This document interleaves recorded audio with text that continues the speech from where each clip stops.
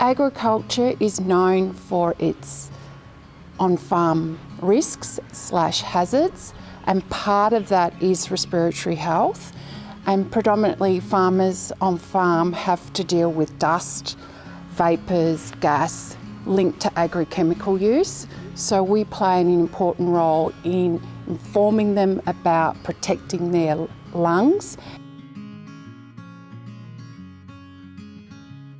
The National Centre for Farmer Health is based in Hamilton, and it's in partnership with the Western District Health Service and Deakin University.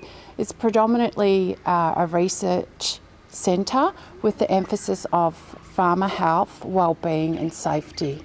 So my role as an AgriSafe clinician is to deliver comprehensive 90-minute health assessments tailored to farmers and 20-minute healthy lifestyle assessments that are shorter, but they're delivered at field days and workshops.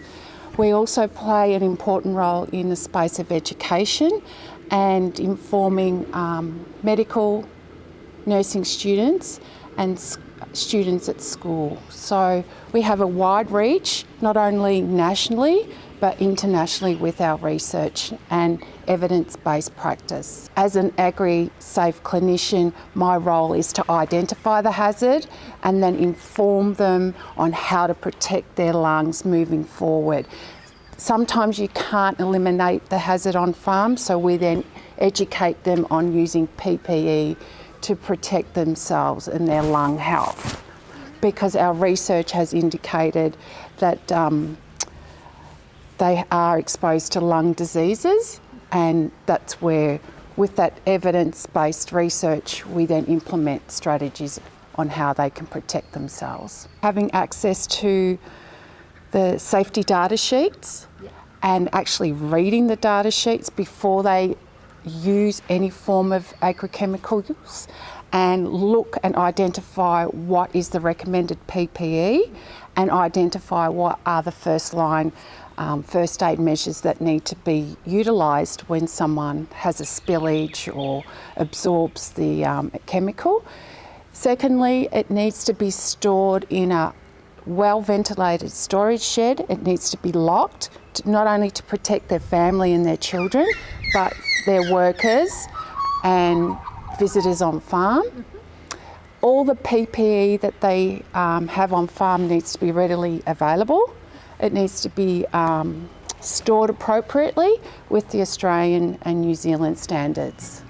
So we're just going to show Jenny today how to put on a P2 dust mask. So Jenny's going to take the mask, she's going to cup it in her hand. What she always does is she takes the top strap, so she brings it onto her chin, up onto her nose, take the top strap and on the top strap to the top of her head, and then the bottom strap that's all the way up and over and goes underneath her hairline onto the back of her neck.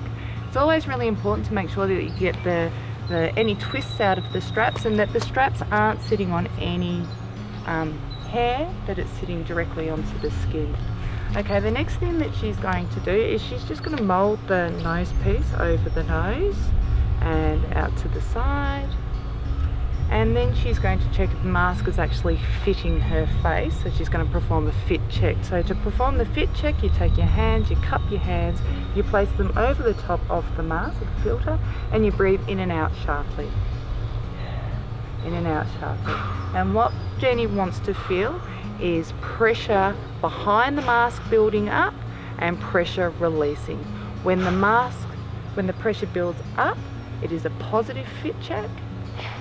And when the mask collapses and pulls in, it's a negative fit check. And can you feel that, the mask rising and falling? And that would indicate that the mask is sealing her face. So today we're going to teach Jenny on how to fit a reusable P2 respirator. So Jenny's going to bring the face piece up to her chin and up onto her nose, and then she's going to don the harness up onto her head.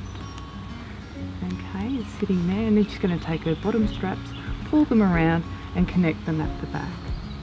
She's going to make sure that the straps are fitting comfortably on her head and that they are sitting directly onto her skin.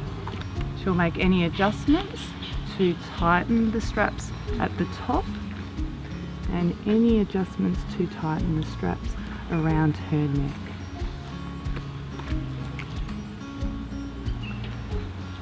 There we go. Okay, so what Jenny's going to do now is she's going to perform a negative pressure fit test. So she's going to cup her hands on either side of the cartridge filters and she's going to breathe in and out and breathing in and out and still cupping, and what she wants to feel is the mask collapsing onto her nose.